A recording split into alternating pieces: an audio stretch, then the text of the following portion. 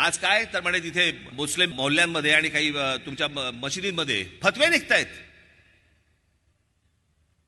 की काँग्रेसच्या उमेदवारांना सगळ्या मुसलमान समाजांनी मदत करावी, मतं द्यावीत.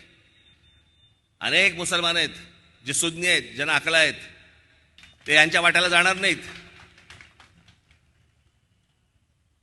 त्यांना समजते काय चाललंय राजकारण. ते आत्ता या निवडणुकीच्या तोंडावरती हे तुम्ही फतवे काढताय. समजले कोण हे तुम्ही? मुस्लिम समाजाला काय समजलात तुम्ही?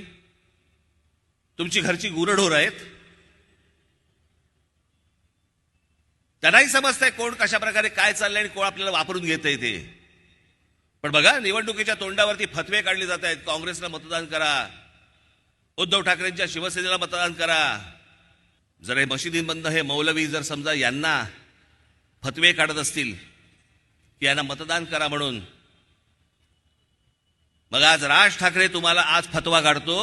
माझ्या तमाम हिंदू बांधवांनो, भगिनींनो आणि मातांनो,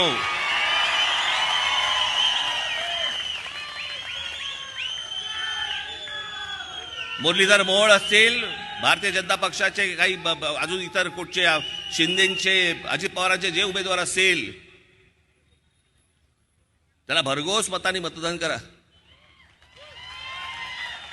ही जी अनेक लोकांची जी चळवळ चालू आहे ना, चळवळ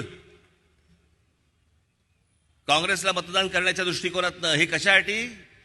कारण गेल्या 10 वर्षामध्ये तोंड वरती नाही काढता आलं यांना.